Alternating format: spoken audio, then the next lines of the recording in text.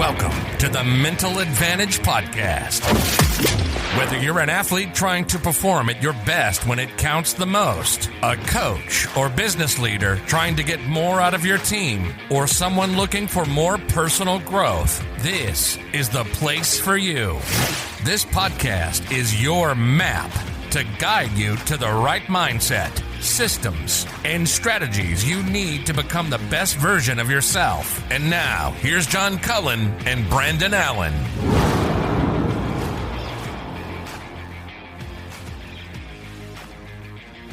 Welcome into the show. We have Adrian Dinkle tonight on the show, Southeastern University head coach, baseball coach. Brandon, fresh off of the 2022 National Championship in NAIA baseball, really great season. Of course, my nephew Stephen plays on that team, so have a little familiarity with that. I was telling Coach Dinkle when we were exchanging some messages before the show that I watched a fair amount of those games through the tournament. And what's interesting is if the national championship meter is running, that's the third one that we've had since last year, right? Coach Sheets, when that's true, coming fresh off of theirs, and then we had Scott Foxhall coming fresh off of his, and now we've got Coach Dinkle. So we're going to replace Disneyland. I would love to be able to take credit for those. It would be better if they were like on right before they win the national championship, because then all of a sudden now you get a lot of people who are like, hey, let's go on the Mental Advantage podcast, because it always results in a national championship. Well, it results in a national championship, but let's also, I don't want to steal anything from Jim Rome and getting Jungle Karma, but we had, if the listeners remember, we had Vadley, who 2 weeks later signed with the USFL. We had our good friend Aaron Gordon. Yeah, our good friend Dr. Aaron Gordon, who went from prior to the show just being kind of the just on associate, staff. And now he's heading to Mississippi State, right? So it's for all you would be guests, if you need a little luck, come on. A little shot in the career arm. This is the place to be. This is the place to get it. Well, let me tell you, speaking of careers, what a career that Coach Dinkle has had. This is his sixth season at Southeastern, but his 17 years as a collegiate coach. And, it's interesting, and I won't go through every single detail, but the one you need to know about is that, so since coming to Southeastern, he won the 2018 NAIA World Series. They had a return trip in 2019 to the World Series. 2020 was a shortened campaign, of course, because of COVID. Mm-hmm. And all they did that year was set a 26-1 mark and a program record win streak of 25 before the season got shortened. And then in 2021, they go back to the World Series with their fourth straight 50-plus win season. Wow. And then this year, of course, go on and win the World Series in their fourth consecutive trip out there to Lewiston, Idaho. Unbelievable. I mean, Brandon, and we say this all the time when we're kind of doing these intros, is all of this good stuff we're talking about, you're going to hear it from Coach Dinkle. You're going to hear why. Like, this is not by accident. He did not fall on top of the mountain. He did not. And, everything from the way that he conducts a practice to what he listens for or looks for. And probably without, any spoilers, some really interesting ways that he handles those, we'll call them clubhouse kind of cancers, right? Yes. As a coach, you're well aware of the kids that aren't in the boat with you. I mean, it's pretty obvious. But you don't always have a recourse. And at least not until the end of the season. And what I love to hear is that he just doesn't tolerate it. Yeah. Yeah. And I think a lot of times coaches have a tendency or business leaders to spend a lot of time trying to rehabilitate that person, that, get them on the straight and narrow, get them back in the boat or whatever. And you're right. I mean, he'll share with you the way he handles that. And I got to be honest with you, I kind of agree with him. I mean, it's like, this is the way that more people should probably handle those things. So it kind of goes back to that, the success of any organization is completely dependent on what you're willing to tolerate. And if you're willing to tolerate those things, then you're going to get what you get. But, if you take care of it the way that coach takes care of it, then I think good things are going to happen. So lots of good stuff he packs into this. You mentioned that one. He talks about, his take on goal setting. He talks about really how he approaches it as a coach is that, working on helping his players become good fathers, good people, good husbands, and it reminded me a little bit about our conversation we had last week where I was sharing with Tyler Gillum what Dr. Rob Gilbert had said about, when your focus is the outcome and not the income, right, then that's when good things are going to happen. And I think with Coach Dinkle, you see somebody who's really focused on the right thing, creating better human beings. He even shares how he does that with his own son, but creating better human beings. And then now all of a sudden, these you get good results overall because the little things take care of the big things. The little things take care of the big things, and just being present, right? I mean, he says it differently than we've heard other folks talk about it, but for sure he's a guy who expects himself and the teams he's leading to focus on the next pitch. And, if it doesn't go your way, so what? And what are you going to do about it? That's it. Well, get your pen and paper ready. Here is Coach Adrian Dinkle. All right, we have a great guest on the show tonight, Adrian Dinkle, the head coach at Southeastern University in Florida. And I should say the head coach of the national champion Southeastern University Fire. Coach, welcome to the show and congratulations. Thanks, guys. Appreciate you guys having me on.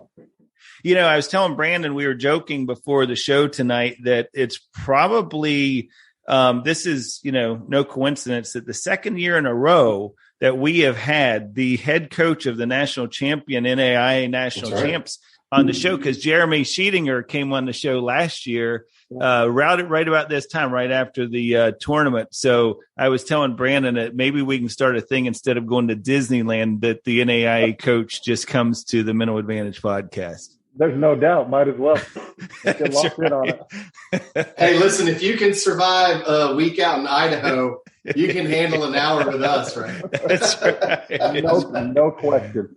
Yeah. No question. Well, the weather cooperated out there with you guys for a little while this year, but then I guess towards the end it started getting a little bit touch and go with the rain. And of course, every coach starts to think about arms, right? Mm-hmm. It's like, especially when you're in that last couple of games, it's like, all right, we're cruising right along, or not cruising, but just moving right along. And now all of a sudden we got to start thinking about arms. I think anytime you're in any of those tournaments, the weather was actually, there was a day in there, being we're coming from Florida, that I was actually wearing some sweats and some leggings. My parents had to go buy. What? Wow. At the local Walmart, but they didn't have any athletics. I didn't bring them. So my mom goes back. She's like, hey, all we can find was some women's ones. So at one point I was wearing some women's leggings and sweats underneath my pants. Little Nuke Lelouch. I was cold, but obviously in those tournaments for us or for anybody, arms are always at a premium. So lining them up for any time we go in those tournaments, we never really name starters. We name the game one starter, and then we kind of just have everybody available after that. And so for us, we just told those guys, you're going to have to go more than once, and they were all ready to do it. That's right. It's going to take what it takes. So Coach, let's back up for a second and just kind of for those that are listening, to this podcast and they're, have heard of Southeastern University. They, want to know a little bit more about Coach Dinkle. when did you get started? You got started, I guess, back in 2005. Is that accurate as far as coaching goes? Was that something you always knew you were going to get into? Yeah, so I always knew as a player that I wanted to coach. So even when I was playing in college, all your buddies went off and played summer baseball. I never did. I always went back and coached Legion teams. Wow. So I went back and coached Legion baseball, a couple different Legion teams. And then I always thought that I was going to go back to Utah, because I'm originally from Salt Lake City. Right. So I thought I was going to go back and coach some high school baseball there, where I was always go back and coaching. It just so happened that head coach at the time at the school I was at, Matt Trammell, said, "Hey, I thought you'd be really good at this." And in a weird way, I ended up jumping on ship with him. There's a long story how I ended up there, right? But I just always what I always thought I was going to do, but jumped on it, got the opportunity, and now we're where we are now. So was Coach Trammell, I mean, was that kind of the main inspiration for you as a coach, or was there other coaches kind of coming along that you looked up to and tried to maybe model yourself a little bit in those early stages after? Combination of all the coaches I had, from where I grew up. So believe it or not, I don't look like it. I grew up in an inner city. So I had a bunch of guys that, just kind of just threw the balls out there. So I didn't really learn a lot until I was a little bit older. And it kind of was like my own learn thing. I moved, my mom got remarried and I was a little bit older, like 14, moved out there, met a high school coach by the name of Bob Fratto. And he kind of took me under his wing a little bit, and then it kind of rolled through there, and I kind of just went through. But Trammell was obviously a big one. He was the one that convinced me to stay in college baseball. I wanted to be a high school coach, and he just pulled me to the side one day. He said, "Hey, listen, I think you'd be really good at this thing. Why don't you stay?" And had another guy at the time that was in there by the name of Mike Silva. And I don't know if you know who Mike is. Mike is now the head coach at Nicholls State. Okay, yeah. He was the associate head last couple of years at Louisiana Tech, and Mike was there. So actually, he was another guy that was like, "Hey, why don't you stay?" And so me and Mike were actually assistants together, and they were kind of those guys that kind of said, "Hey, why don't you stay on it? You'll be pretty good." And then kind of went from there. But it was kind of a godly thing for me at that time. I really thought I was going to be in high school, and I actually was getting ready to accept the high school job in Salt Lake. And right before I did, he called me. He says, "Hey, listen, I think this is going to be good. Why don't you think about it? Nothing to lose." And just ended up back. And now I'm here. I'm happy I did it. That's awesome. So Coach, there, for our listeners, you have an outrageous winning percentage, right? I mean, we're talking 81, 82%, which is just amazing. And without giving away the special sauce, what kind of coach are you? I mean, are you a players guy? Are you a mental tough guy? Are you a grit grind guy? We've all had them, right? So what makes you as successful as you are? I guess when you ask that question, I guess I'd call myself more of a chameleon because I'm different. I'm different with different players. Yeah. And if you ask my players, some guys he's unbelievably hard on us. I don't let him get away with a lot. I'm on him all the time. There's other guys. There's a lot of freedom because they just do things the right way. There's other guys that physically I'm trying to coach them. There's other guys I'm physically trying to leave alone. And there's other guys that mentally I'm on. So I think that I would never categorize myself as, or my coaching staff is that we're trying to figure out how to coach differently to every different guy on our team. Because I think early in my career, I was about as strict. I mean, I was throwing buckets and baseballs all over the place early in my career. You couldn't get away with much. You were getting screamed at. And as I've gotten older, I realized hey, you know what? I got to find a way to coach each guy differently. So if you say, what's my secret sauce? Well, secret sauce is get really good assistant coaches and then get really good players and then develop the players when they get here. Yeah. Well, and Brandon talked about this, but that success, I mean, for the listeners at home, it's 530. The record right now as a head coach is 530 and 123, which is just unbelievable. Awesome. When I was doing the research, I was I went back and actually counted the record because I was I'm not so sure. I know he's been really good, but that's really, really impressive, especially in Florida, right? Number one, and NAIA. So, I mean, you're dealing with, you're up against a lot of really good competition in and of itself, just in your own state. But, starting out at Sterling as a head coach, you went 232 and 77, and then the 6 seasons there at Southeastern and a couple of national championships. One of the things that I thought about right away when I wanted to talk to you was we talk about culture all the time on this show and how important it is to develop it, whether you're in a business or whether you're in athletics. What was, as you kind of look back on it, how does all of that success happen from a standpoint? You mentioned good coaches and good players, but were there certain intentions that you tried to make a part of your program from a core principles, or, this is what we're going to stand for type of a thing?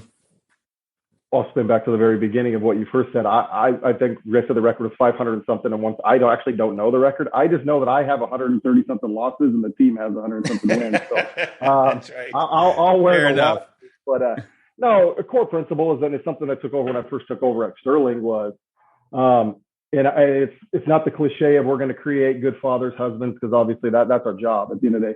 And my goal has always been, we're going to create winners. And we're going to win. And when I say that, it isn't at just winning baseball games. We're going to win in the community. We're going to win in the classroom. We're going to win at everything we're going to do. But we're dang sure going to win. And all that's going to bleed over. We're going to win in our friendships. And so our goal is, hey, we set our guys up. The bottom line is, no matter how we do it, the core principle of our program is we're going to create winners. And sometimes look at it as like, what do you mean by that? Well, simply it's very simple. Like, we're going to win in every aspect of our day. We want to win at everything that we're doing, and we're going to win. And we kind of drive that into our guys that, hey, we're going to be confident and classy, but we're going to win while we're doing it. And so, and that kind of bleeds over, right? And you talk about culture. I don't think that, I hear it all the time. Culture changes every single year. Yes, it does. Culture never stays the same. Everybody says, no, it changes every year. It has to change with your group, especially when you have big turnover, right? So it always changes. But our expectations never change. And how we do things never changes. And how we're going to implement them never changes. And a lot of that has to do with the fact that we're going to be disciplined enough to make sure that we're winning in all of our phases, whether that's, spiritually, in the community, on the field. And it all bleeds over at the end of the day, to bleeding over to becoming a good teammate, becoming really good baseball players. And then at the end of the day, you become a really good team, which you win a lot of games doing it. That's amazing to hear, Coach. So from the standpoint of how do you recruit to that, though, right? Because NAIA has some different rules. Yep.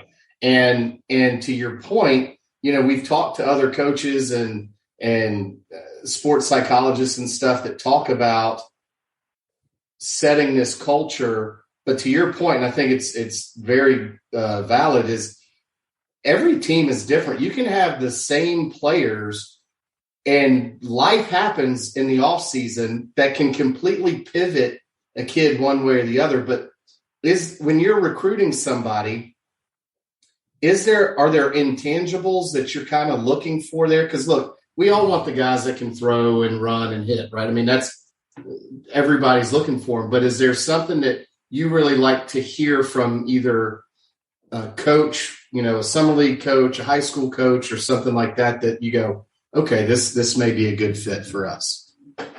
You say that, though, because obviously I got two other coaches that are helping us, and Coach Mendoza does a lot of the recruiting along with me.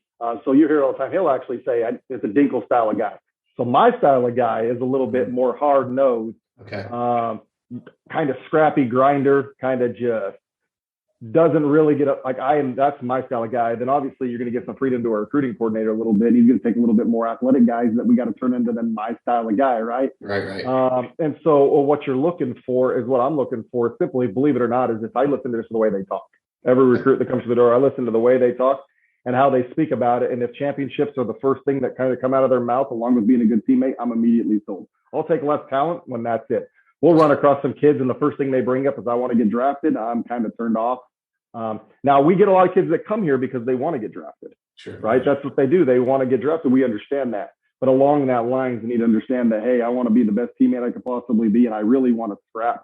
And I don't like the word grind as much because I think grinder is an overused term in our world, but it's just a little bit more of they want to game it out and they'll do whatever they possibly can to win that baseball game. That's my style of guy. Okay. And you ask a lot of coaches, man, is he going to do those things in those situations? No, man, he kind of gets upset and moves on.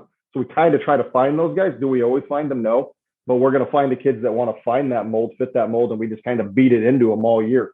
Sure. Do you think that I can't help but think, Coach, some of that goes back to your upbringing, right? It goes back to that inner city mentality, that fight, for it, that kind of, I always say that there's something to be said if you talk about intangibles, that guys that maybe heard no a little bit more when they were growing up and didn't have all of the things handed to them, those are the guys you want to be in the foxhole with. Like, those are the guys that you want to, hey, if we're going into battle, they're going to keep going and they're going to just keep doing it till everybody quits. And I think that's one of those things that we tend to almost recruit, or at least look for in players, is the type of people we are, at least, what's in us a little bit.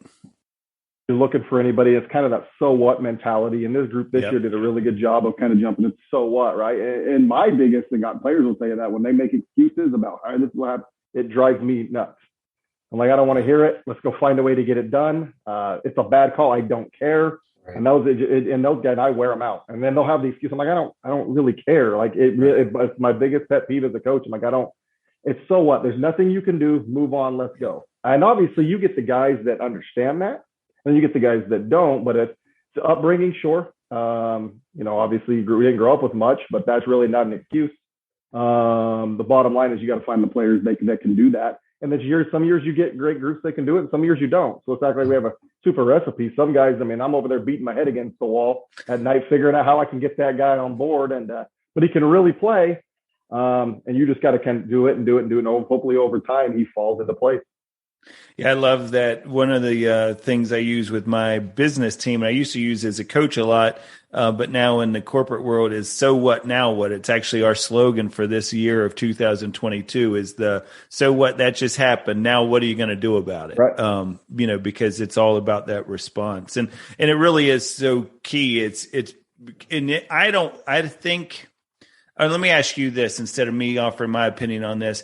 Is that something that you think can be taught over time? Is that kind of approach, if you have that person who says, oh, well, they give up easy, or they'll be the ones that quit on you. Do you think through maybe putting them in some uncomfortable situations and getting them around other guys that are a little bit more of that hate to lose mentality, that you can change them? Have you seen that to be the case?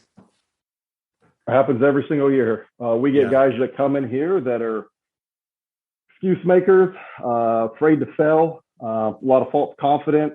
It's always someone else's fault. Helmets getting slammed. The whole thing, right? Mm-hmm. Where then you get them in here and you kind of get the guys that have been here a couple of years and they're in the hotel room with them explaining, like, so what, man?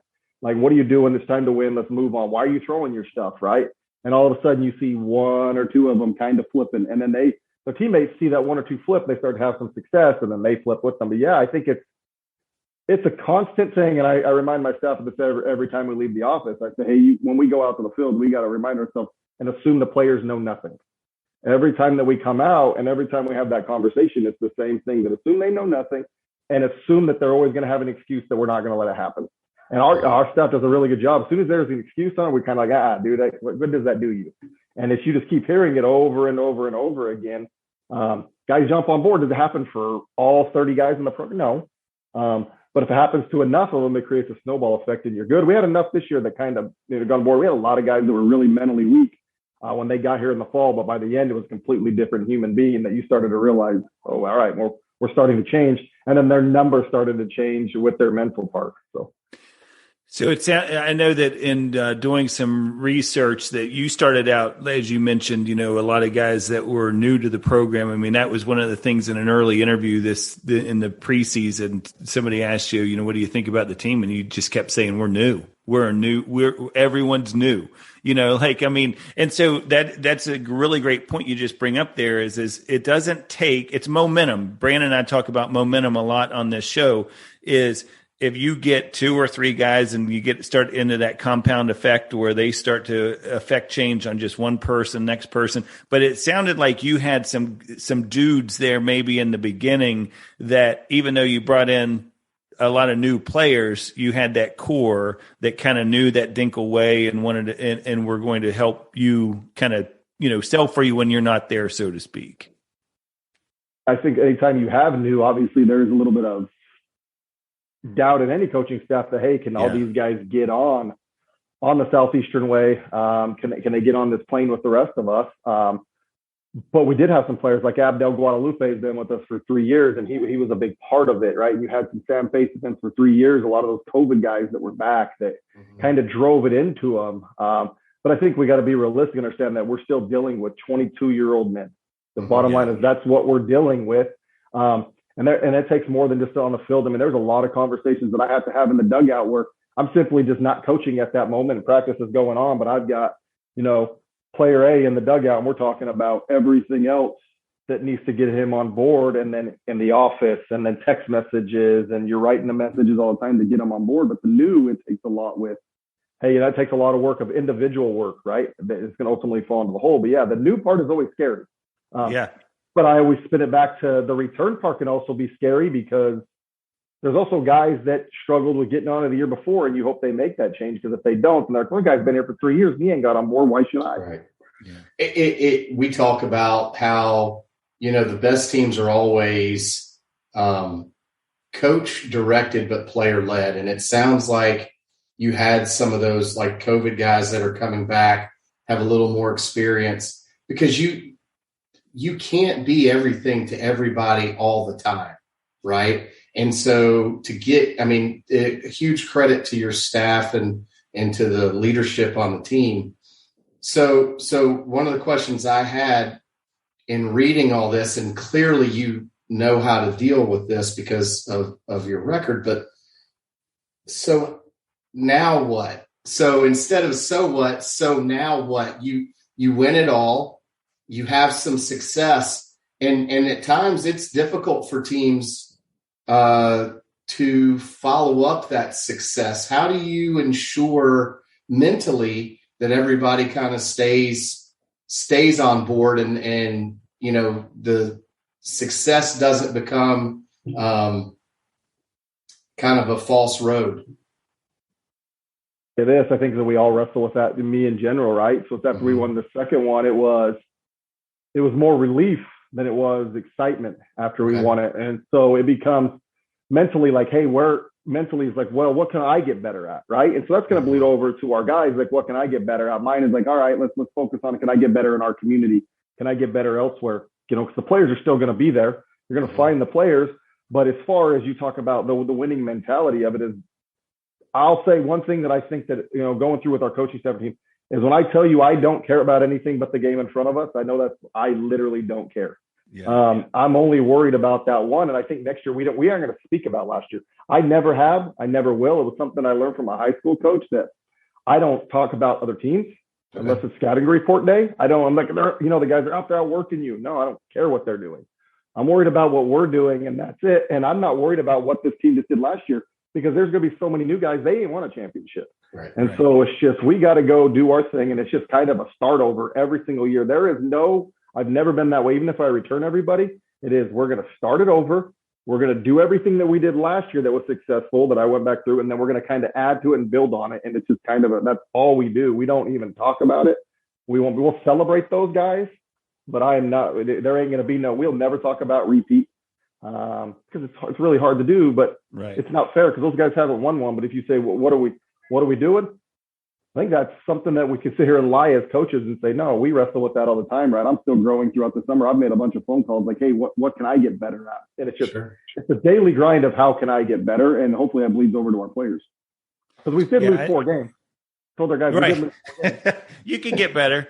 There's always room for improvement, right? But it's interesting that just a couple of weeks ago, Brandon and I had gone on a roll on this show about the process and how the greats love the process. They love that chase. They love the journey. It's like, Tom Brady's won a lot of Super Bowls, but and they're all great, in their own way. And I'm sure he remembers each season for what it's worth. But there is something. We had a guest on a couple of weeks ago that was talking about how in her research, she found that a lot of these athletes that get to a certain point, they've achieved this high pinnacle, they sometimes feel not as fulfilled as maybe they thought they would, because what they really loved about the whole thing was that process of getting out every day, practicing, the games, all that stuff. And then they get to that mountaintop. And then to your point, you just find out there's another mountain there, but it's like, but that's exciting for coaches and it's exciting for players. And if you got enough of those guys on your team, you're going to be, but you're wise to say, hey, that was the 2022 version of the Southeastern University Fire. This is going to be the 2023 team. think that goes back to when we won one in 18. You were super excited because it's like, man, I've coached so long to win a national title, and you've talked about it when you were in assistants, right? So I was like, Silva and Trammell, two guys we always used to joke about. If we ever win a national title, I'm going to put a billboard in my front yard that says "Welcome home, champ," right? And then you never did it, right? So as soon as we win one, as soon as we won one in 18, there was the excitement, but after that, it was immediately like, okay, now what, right? And then I started to realize real quick that it's like what I enjoy the most, and I think what a lot of coaches enjoy the most, is the build. Mm-hmm. Like we love to build things, whether it is a program, a mental side of it, a physical side of it, a plan, or a facility. There's always got to be something you're building on. And if there's nothing there to build, that's when the stress and the complacency sets in. So I think that for us, it's like, all right, like we've won a lot of games. I think we've built this pretty well, but what's something else on that I'm not very good at that I can continue to build? And I think that's what kind of keeps you driven a little bit, is what can I build now? Like, how can I make it better? Yeah, no, absolutely. I mean, I always say, keep the goal in front of you, right? Like it's whenever you feel like you're getting close to the goal, people have a tendency to let up. It's the guy that decided he was going to run 5 miles today. When he gets to, 4 miles and 3/4 of a mile, he kind of lets up because the finish line is there. So you mentioned the mental game. And of course, that is what we talk about a lot on this show. I am curious, as somebody who, has started out in 2005, you've kind of seen what Brandon and I talk all the time about, this evolution of where the mental game was always a piece of it. I mean, Brandon and I played back in the mid-90s, and it was a piece of it then. We just didn't label it as such. Is that something that you intentionally make a part of your practices? Because I know in listening to one of the podcasts you were on, you talked about how you like to time everything. And I thought that was really interesting, because when we time everything, when we create urgency around things, that puts people in uncomfortable situations. And that's a very good approach to kind of working on that mental toughness. Is that something you're intentional about as far as the mental game? But I think it's changed so much over these last 16 years. When you first got into this thing, it was extremely all physical, wonder why they're failing. And then obviously you get around the time where Ken Ravizza blows up, and then kind of rolling downhill, and you get fully entrenched. And if you don't know anything about me, man, I get super entrenched in things, and then I'll kind of attack it and go from there. And I got caught up in a situation where it was almost all mental at one point, right? We were going so mental that guys were getting worse. And so something that we transitioned over time was like, I've really focused on, and I think it's been the best for my program. I don't think, though, I can't speak for anybody else, is that we actually hammer the physical so much early while we're integrating later the mental.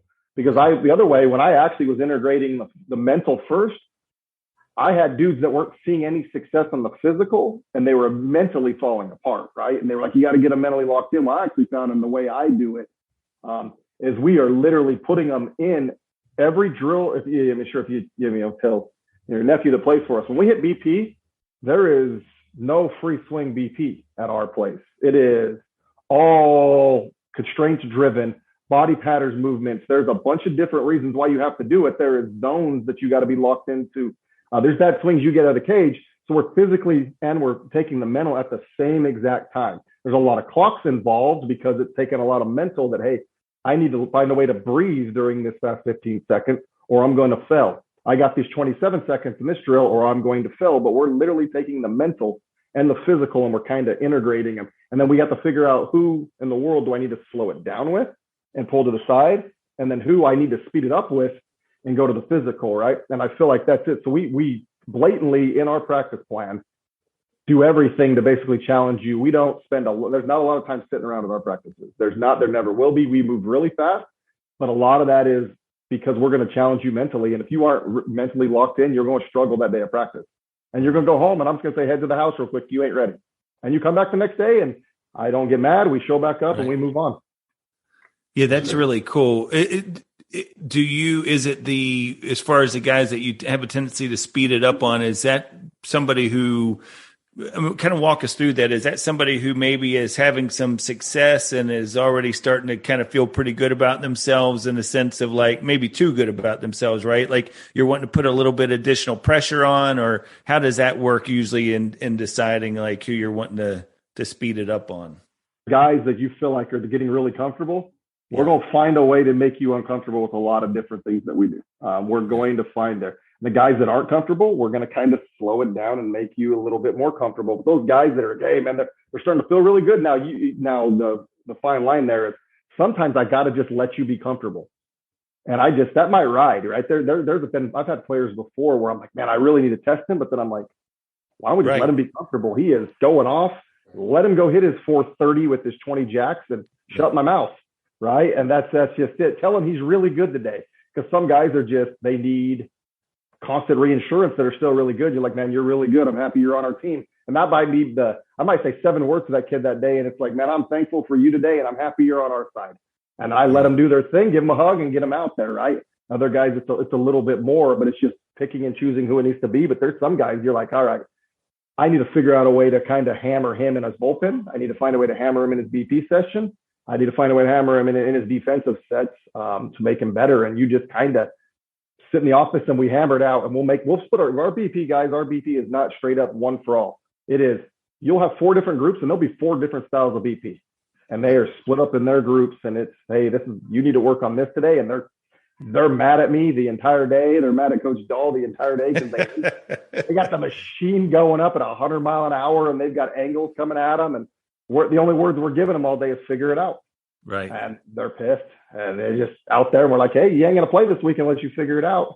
And then finally they do, and they're happy. Right. And so it all changes how you do it and each guy. 2 things I want to pull out for our listeners that you just said. One is that, continuing to find ways to change that comfortability and make people uncomfortable. But then something I think is so critical you just said is that there's time when it's good enough. Like they're doing well. Like let them do well. We don't have to always find a way to, coach and make sure that we're just coaching to coach. And I see this all the time. I mean, we've been around the game for a long time, and we've been around coaches, I feel like, even longer. And it's like, there are people out there who don't understand that sometimes it's good just to say, like you just did, hey, you know what? We're really appreciative of you. You're really doing a great job. Keep it up. And you're rewarding the behaviors you're wanting to see repeated and all of those things. But you're not just thinking about it as, I need to continue to break them down, because you don't always know when they're going to bounce back. Like, I mean, to your point, it could be that you break that kid down that's in the middle of a really good run right now in the season, and now he might not bounce back this last time. There that I think, on the other hand, that are struggling a little bit, that sometimes the best thing for you is to shut up. Yeah. And it just is. I mean, I have days with my coaching staff, and our players never realize it. And they'll always ask, and we just laugh at them. I have days, we have shut up days. We have no coach days. We go out there, we set the plan. Here's the practice plan. Execute the practice plan. I'll scream if you're not on time. I am a time guy. Right. If you aren't, for the next life, so I get mad. They're like, oh, coach is pissed. And so they're like, coach, what's wrong with my swing? What's wrong with my break? Nothing. All right, man, having a good day, man. Go figure it out. Go spin it. We don't coach them. And sometimes that's best for even the guy that's struggling. Sometimes they got to just figure it out. And sometimes it's just I've learned the majority of the time with really good players, time for you to be quiet and let them go be athletic and let them go play baseball. That's so good. Hey, we, it's interesting. We were talking about the mental game. How has it changed? I mean, you started back in 2005, as the emphasis, how has your emphasis changed over the years from a standpoint of, I get this question, or I think about this question a lot. Now that we're kind of all talking about mental performance, and we've got mental performance coaches with most of the big league teams, I'm wondering, do you think it's that the players are having a harder time dealing with things now, or is it just that we are better at identifying it now and offering more resources? I think it's players are having a harder time. I think with everything they've got going around them, when we were growing up, we didn't have to deal with any of that. Right. If we made a mistake or things that were out there, like we just made our mistake. It was in our bubble.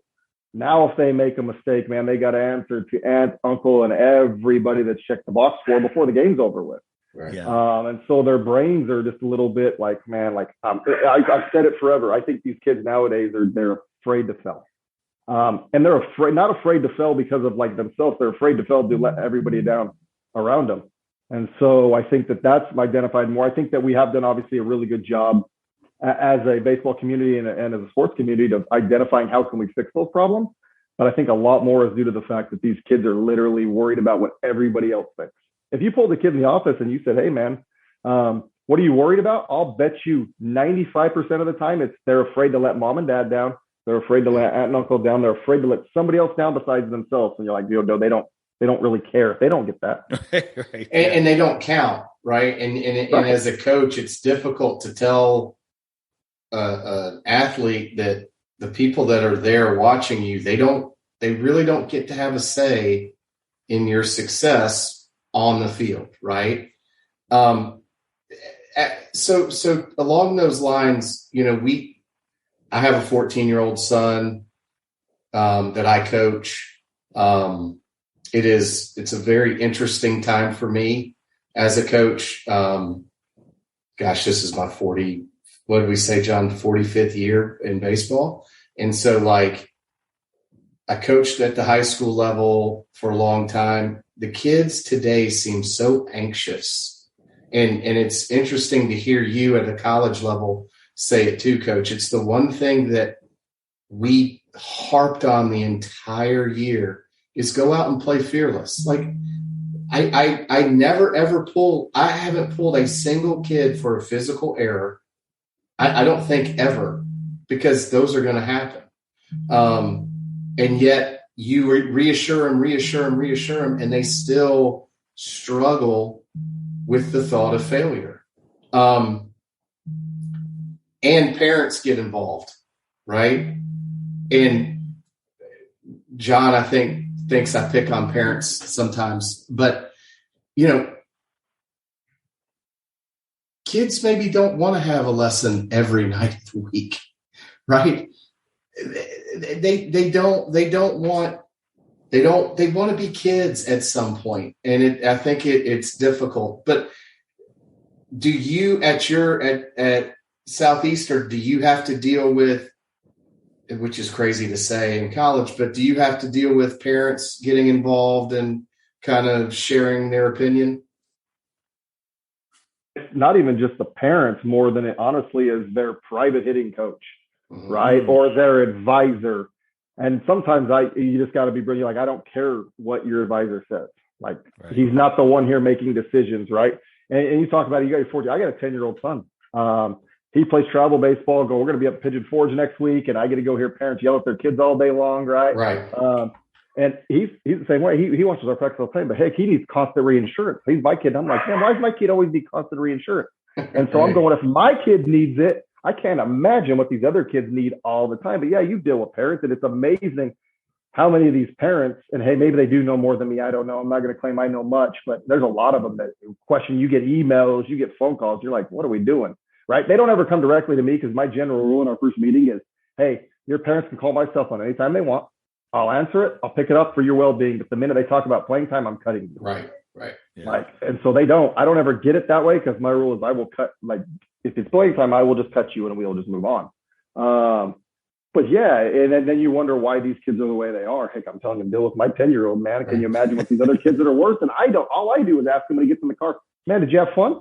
Right. Yeah. That's it. And we move on. Right. Yeah.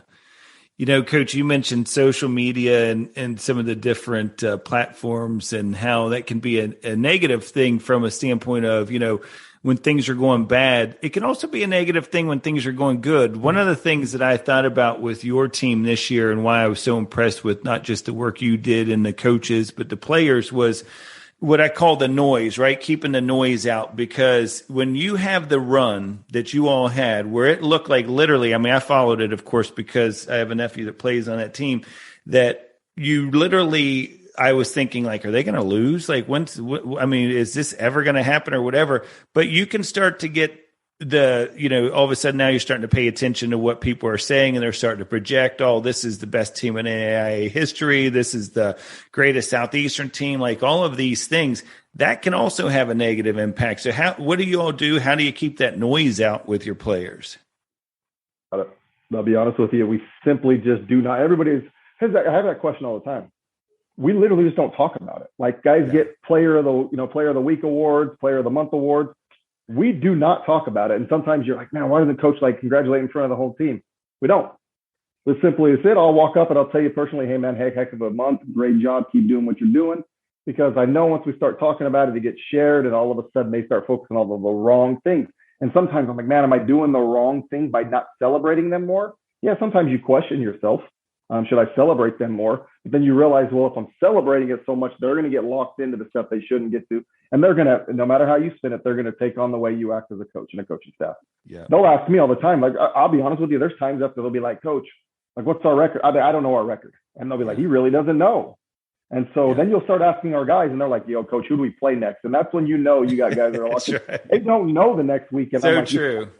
And it's just, I think it bleeds down. We simply don't acknowledge it. Like, and it's just kind of drilled into them. And I sometimes I feel guilty that we don't celebrate them. And then I'll apologize to them at the end of the year. And I'll be like, man, I wish I could have celebrated you more.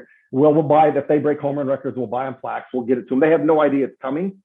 We don't simply celebrate it at the time because they're already getting celebrated so much on social media. We don't want it in our clubhouse. Yeah. You had mentioned earlier about, of course, one of the goals is always to make people better players and better husbands and fathers and all that good stuff. I want to kind of shift gears here for a second. And the remaining time that we have is about, we talk about what it takes to be a good teammate, good leaders, and that leadership aspect of it. I know, and I'm going to apologize in advance because I don't remember the young man's name, but his last name is Fuentes, who won the MVP award for you guys this year. I heard you say in an interview that, this is probably one of the better teammates that you've ever coached, right? I mean, just all around great team player, whatever. In your opinion, what's it take to be a great teammate? Just what did you see in Fuentes, for example, that really stood out? Brian Fuentes is his name. Brian was the most selfless human being, one of the most selfless human beings I've ever been around in my entire life, ever. He immediately, if you struggled, he was the first dude to grab you and say it was okay. I would pull our best player out of games. If you ever know, he'd get pulled out in the seventh inning every game defensively, and not one time did he say a word about it. He would be like, okay, give a high five, and they would run out there. And it just takes people that are simply understanding that there's a greater good, and it's a selflessness thing. And guys understand that it's like they understand that like there's 25 of us all trying to pull in one goal, and if I can give up a little bit of mine to help you, we're going to be a heck of a lot better. And he was that way. I could have walked in and told Brian, hey, you're hitting in the 9-hole today. You know what Brian would have said? Sounds good, coach. Just let me know. Yeah. And that was guys on the team. I'd be like, it's time to bunt. They'd look at me like I had 4 eyes. Brian would come down and say, coach, I bunt. I'm like, no, you're our best hitter. Go hit off the side. Right? And so all he cared about at the end of the day was winning a baseball game and giving up a little bit more. And we had a few other guys like that. But I mean, hell, I actually had to teach him to be a little bit more selfish because he just didn't want to be. And having guys like that, man, and when you do this, we fill out a paper at the end of every fall. And there's a bunch of questions on there. Who do you want in your foxhole? Who are your most liked guys? Who are your most hated guys? Who do you want on the mound? And he popped up on everybody's favorite teammate. And when you pop up on that, it's a good guy. And we tell him, those are the kind of people that you want. And we call them out. When I say I don't celebrate people, I celebrate people like him all the time. I used to just say, hey, why don't you be like Brian every day before we leave? Guys, try to be like Brian more. They'd be like, coach, stop it. I'd be like, hey, be more like Brian. That's awesome. It reminds me of when Gary Gilmore, the year that Coastal won the national championship, Coastal Carolina. Gary, it was there was an interview they had with him, and he was talking about his core principles for the program is selfless and relentless. So much so that they put it on their carpet that was in their clubhouse, and it was one of those things that. He said just what you just did. I don't really celebrate a lot of the personal achievements with these guys from a performance standpoint, but if they do anything that demonstrates selflessness and relentlessness, then that is something that will get you called to the carpet in a good way, and we're going to celebrate that. And I think that's a really cool thing because, again, it goes back to your reward the behaviors you hope to see repeated, and whenever you can coach that and catch them doing it right as a coach, and then share that with everybody else. Now, it doesn't take long for people to be like, oh, okay, maybe I can be a little bit more like Brian, when it comes to that. When it comes to your leaders and those, maybe some other guys, just from a teammate perspective, one of the things we had a guest on, Erica Ford, a couple of weeks ago. She had played basketball at Georgia. Something she said that stood out to me was, being a good teammate is when you're going to the gym, but you're also grabbing 2 or 3 other people to go to the gym with you. Is that something that you've seen in some of your better leaders, is the ability to pull them along, whether they're pushing them or not? All the time. We have our early outs, or we always have the cages open, and you'll kind of start to notice real quick who those good ones are. They're slowly pulling that guy in the cage that didn't want to work, and they're slowly pulling the guy into the gym that didn't want to be there. And you you continue to celebrate it, and you continue to talk about it, and you see them doing it. It's great. But I will say, the spin off of that, though, I think a lot of that has to do with your coaches as well. Get rid of the players that aren't. And that's the hardest part about it. We do it a lot here. The kids that aren't, I think it's been 3 years in a row. We've let go at the break 3 of our better players. The kids that would have been starting for us in the middle of the order, we just simply let go because they just weren't the right type of fit. They were very selfish human beings. And it was like, they'll help us win a lot of games, but I don't want to deal with it. And you get rid of them, they're like, wow, all right, I better get on that train or I'm going to be gone. And then guess what? They start to figure out how good that train feels, that they got to help other people and be selfish. And they're like, wow, this is cool. I'm getting praised all the time, right? And so the other way around. But yeah, our leaders are always, they're pulling people out of bed. They're getting people in bed, right? That's the harder one, getting people in bed at the right time of the night. College, these kids are always out trying to get in trouble. And they're the first ones that are shoving them in the bedroom. They're shoving and making them go to sleep at 10 o'clock at night. That's awesome. So, Coach, if you could impart into a young athlete that may get to come play for you, or a parent or whatever, I'm thinking of this selfishly from my standpoint. What do you tell those kids? How do they start at 13, 14 to be more like Brian, right? Or like how does that process start at a young age? I'll say this. I drop my kids off at school pretty much every day, not in the summer now. But I tell my kids every single day before they get a car, I tell them 2 things all the time. It's always, hey, I want you to win the day. And the next one is be a good human being. All the time. That's all I tell them, just be a good human being. And I think a lot of that starts with just be a good person. Sure. Just do the right thing. And it seems so simple, but it really goes a long way. It's just at the end of the day, be a good person. Sure. Be a good person. It's my 10-year-old tell you, what's dad tell you all the time? Be a good human being, right? It's just be a good human being. It's going to lead to being a good teammate. And then all of a sudden, you're going to start doing good, and it's going to lead over to you working hard in the weight room. You're going to find yourself around people that want to do things that better themselves, and your friends are going to be better. And next thing you know, you're going to start doing all the little things right? Because let's be real. These kids, very, very few kids in this world have the motivation to go do it all by themselves. Right. A lot of them are followers. But if they follow the right type of people, and if they're good human beings, they're going to follow good human beings, and they're going to start doing a lot of really good things. That's what I tell them. I think it's a simple process of just be a good dude, sure, or just be a good human being. I love that. Yeah, it's so true. It really is. I mean, it's that simple in the sense that will lead to all of the things that you're looking to accomplish in life. Well, Coach, man, this has been an absolutely amazing conversation. I usually am writing stuff down, and one of the things that I definitely wrote down was that where you said get rid of the kids that aren't pulling people and aren't doing those leadership things. And I'm going to unpack that, I think, on a future show, because I think it makes a ton of sense what you're saying there. It reminded me a little bit of, we had a guest on the show, Brian Kite. So he's the son of Tim Kite, who's most famous for helping Urban Meyer kind of develop that culture at Ohio State.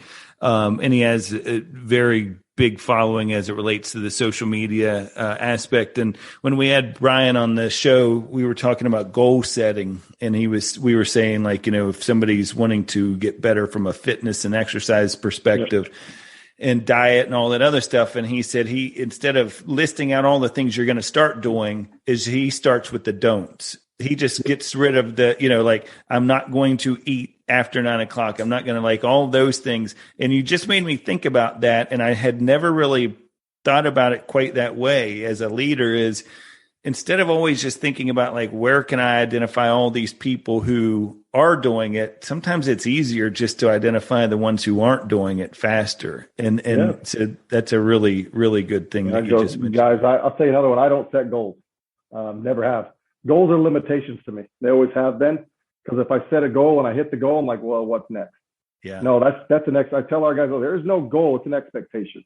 Yeah. And then our expectation, we continue to move forward. And so that's always the way I view in our program. We never say, hey, write down a goal. No. Write down your expectation and achieve your expectation, and then be better and keep working through that expectation.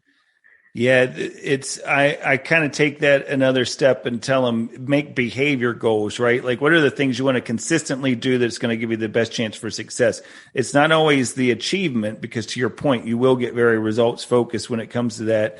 But if you consistently do these behaviors, or to your point, you're consistently doing whatever it is, it's all consistency. It's all having the discipline to be able to do the things. And whatever you're doing it right, because you can't argue with the success. And we can't thank you enough for taking the time. I know this is always a busy time for you guys, that after the season finishes, the tournaments you've wrapped up, you've got all the confetti and all that stops, and now it's back to figuring this thing out for next year. And I know you will, because you've figured it out each year you've been doing it. So that's